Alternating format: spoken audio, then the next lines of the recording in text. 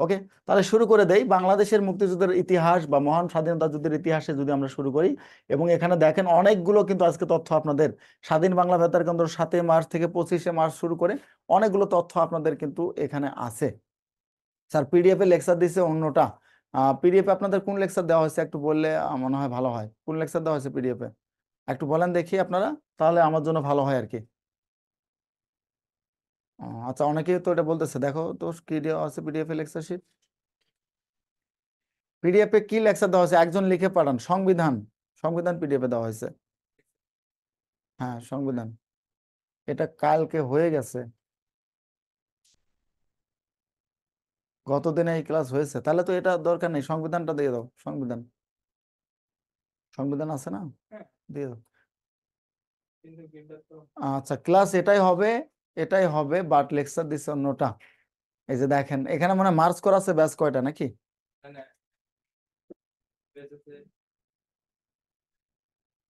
একটু just wait করুন আপনারা, একটু ওয়েট করুন, ব্যাপারটা ক্লিয়ার হচ্ছে। সার্ভিসকে ডাকবেন।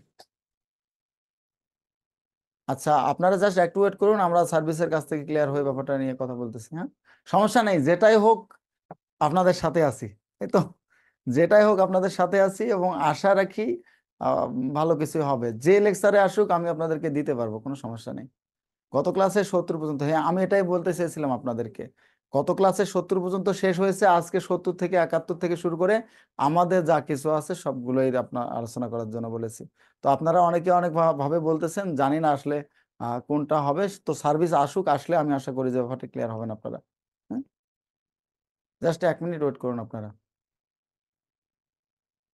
আচ্ছা যাই হোক, এই মুহূর্তে আমি কথা বলে নিচ্ছি, আপনাদের সাথে হয়তো ক্লাস পাইনি, তাও ক্লাস আমার মনে হচ্ছে আপনাদেরকে আমি কয়েকজনকে চিনি। আপনারা কি অন্য কোনো ব্যাচে ক্লাস করেন কিনা? অনেকজনকে আমি চিনি, তো আমি যে আপনারা এর আগে আমার কোনো ক্লাসে ছিলেন মেবি, ঠিক আছে, অনেকজনকে আমি চিনি।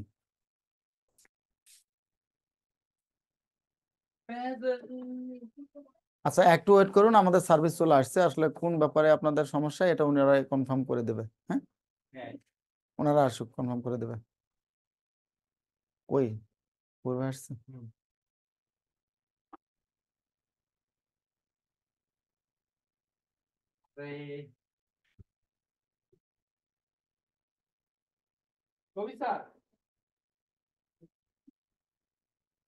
এই যে আপনারা এক একজন এক একটা বলতেছেন, এই জন্য তো আমি নিজেই কনফিউশনে পড়ে গেছি।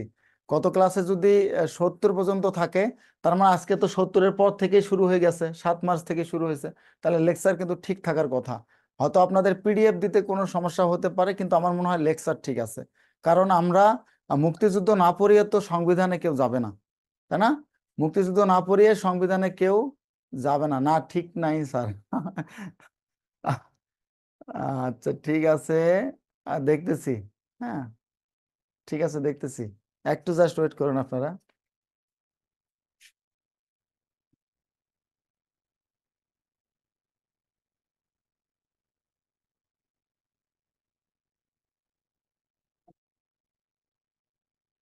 লেকচার দিয়েছে একটা পিডিএফ এ, আর হচ্ছে আরেকটা, তাড়াতাড়ি ডাক দেন একটু, সময় তো যাচ্ছে ওনাদের।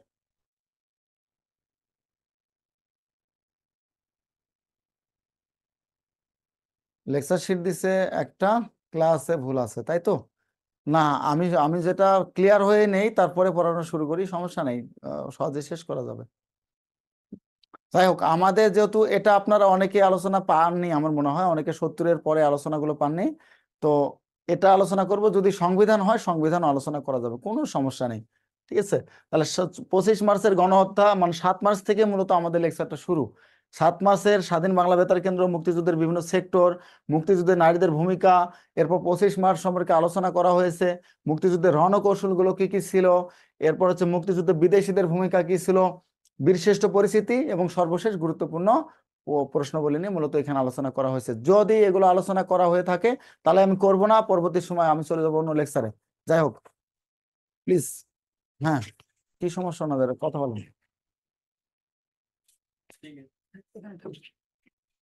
আসসালামু আলাইকুম। আচ্ছা, আপনাদের হচ্ছে কি প্রবলেম হয়েছে? যে কোনো একজন বলুন, আপনাদের ব্যাচের যে কোনো একজন বলুন। যাই হোক, আপনাদের অনেক কথা শুনলাম, অনেক কমেন্ট পড়লাম, আমি তো নিজে নিজে হাসতেছিলাম আসলে আপনাদের কমেন্টগুলো পড়ে। আপনারা এখনো কেউ আমার ক্লাস করেননি, তারপরেও যে আপনারা আমাকে এত ভালোবাসেন এর জন্য আমি কৃতজ্ঞ আপনাদের প্রতি। আমি চেষ্টা করব আসলে আপনাদের যে প্রত্যাশা আছে সেই প্রত্যাশাগুলো ব্যাকআপ গুলো পূরণ করার জন্য। অনেকে অনেককে চেয়েছেন, অনেকে অনেকের বেস্ট, অনেকে অনেকের ভালো। আসলে এটা মাথায় রাখতে হবে যে সবার ভালো সবাই হয় না, সবার প্রিয় সবাই হয় না। সো আমরা কন্টিনিউ করি, ইনশাল্লাহ দেখা যাক সামনে কি হয়, কতটুকু দিতে পারি আপনাদেরকে। তো আপনাদের অনেক দ্বন্দ্ব হয়ে গিয়েছে, যেখান থেকে মূলত আমাদের প্রিভিয়াস টিচার যেটা শেষ করে গিয়েছে আমি সেখান থেকে শুরু করতে চাচ্ছি। জাস্ট আপনাদেরকে আমি 1 মিনিটের মধ্যে একটা থিম দিয়ে দেব।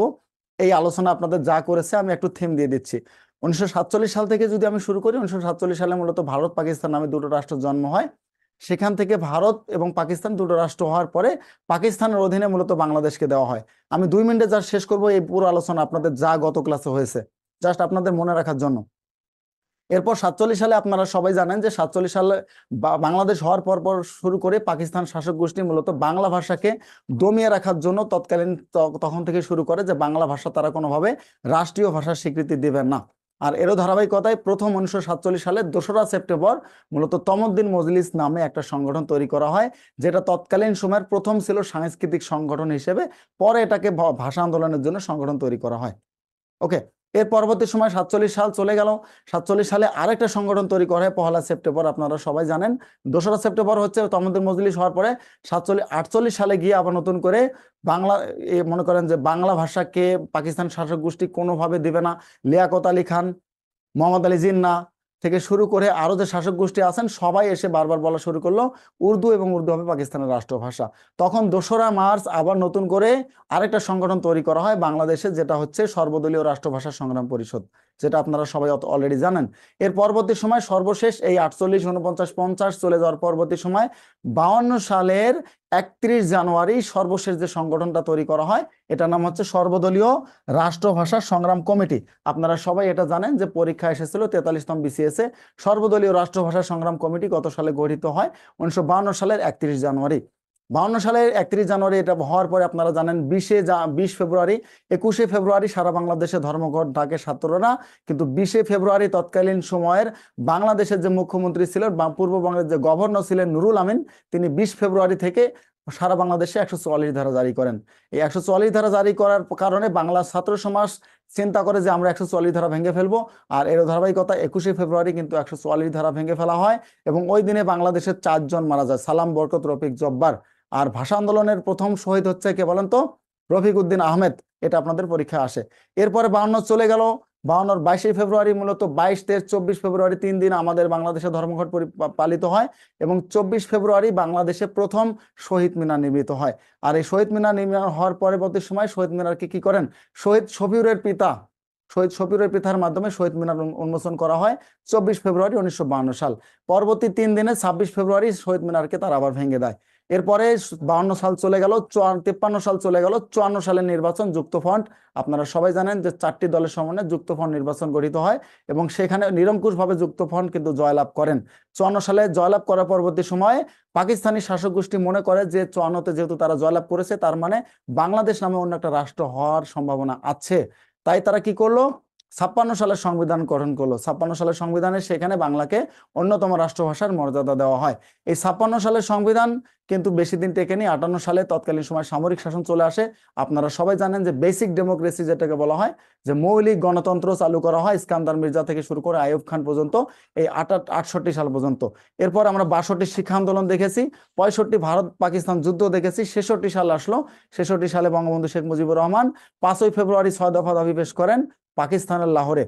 5 ফেব্রুয়ারি সেটা অ্যাকসেপ্টেড না হওয়ার কারণে পরবর্তী সময় 23 মার্চ 1966 সালে আবার নতুন করে বঙ্গবন্ধু শেখ মুজিবুর রহমান কি করেন?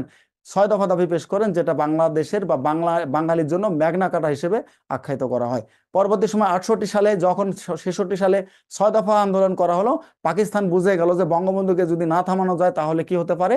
বাংলাদেশ আলাদা হয়ে যেতে পারে।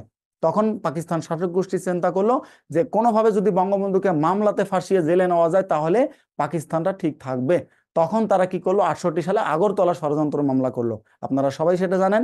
আগরতলা ষড়যন্ত্র মামলায় বঙ্গবন্ধু সহ মোট 35 জনের নামে মামলা করা হয়।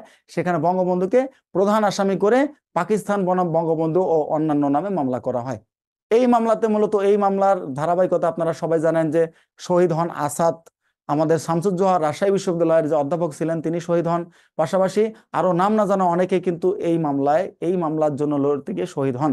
পরবর্তী সময়ে মামলা যখন বৃহৎ আকার ধারণ করে 69 সালের 22 ফেব্রুয়ারি বঙ্গবন্ধু শেখ মুজিবুর রহমানকে সবাই সহ মামলার 35 জন সহ খালাস দেওয়া হয়।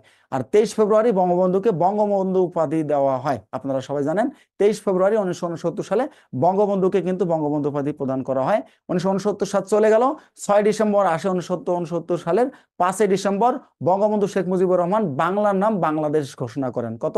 5 ডিসেম্বর। পরবর্তী সময় 70-এর নির্বাচন, আমরা সবাই জানি 70-এর নির্বাচনে আওয়ামী লীগ জয়লাভ করে।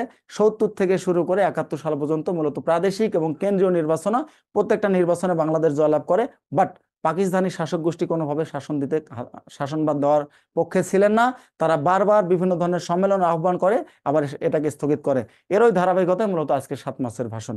আশা রাখি আপনাদের প্রিভিয়াস লেকচার শেষ, তাই তো? প্রিভিয়াস লেকচার কি শেষ কিনা? আমি কিন্তু এক নিঃশ্বাসে বলার চেষ্টা করেছি, যাতে আপনারা অন্য কিছু মনে করবেন না। জাস্ট আপনাদের এটাকে একবার থিম দিয়ে গেলাম, হ্যাঁ, একটা থিম দিয়ে গেলাম। এখন আমার 7 মার্চে চলে এসেছে এখানে, ঠিক আছে? 7 মার্চ কোথায় চলে এসেছে? আর এখন কোনো সন্দেহ আছে আর লেকচার নিয়ে যে এগুলো নিয়ে আলোচনা হয়েছিল? আমার মনে হয় আর নেই।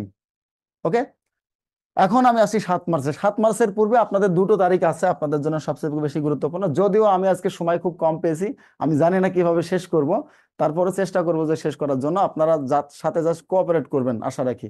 আর কোনো প্রকার কনফিউশন থাকলে অবশ্যই কমেন্টে জানানোর চেষ্টা করবেন। তাহলে 2 মার্চ চলে আসে। 7 মার্চের পরে, 7 মার্চের আগে 2টো দিন আছে আপনাদের মনে রাখতেই হবে, 2 মার্চ এবং 3 মার্চ। এই 2 মার্চে মূলত আপনারা সবাই জানেন যে প্রথম 2 মার্চে বাংলাদেশের জাতীয় পতাকা উত্তোলন করা হয়। 2 মার্চে কি করা হয়? আমি যদি এটাকে 2 মার্চ এখানেই লিখি আপনাদের জন্য, যেহেতু 7 মার্চ থেকে শুরু হয়েছে সুতরাং 2 মার্চ দরকার। জাতীয় পতাকা প্রথম উত্তোলন করা হয়। জাতীয় পতাকা উত্তোলন করা হয় কার মাধ্যমে? আসম আব্দুর রব। জাতীয় পতাকা উত্তোলন করা হয়। এই জন্যই মূলত 2 মার্চকে কি বলা হয়? পতাকা দিবস বলা হয়। কি বলা হয়? পতাকা দিবস বলা হয়, 2রা মার্চ। আর 3 মার্চের অনেকগুলো কাহিনী আছে, আপনারা সবাই জানেন 3 মার্চের অনেকগুলো কাহিনী আছে। শুধুমাত্র যেগুলো আপনাদের পরীক্ষা আসে সেটা আমি বলবো।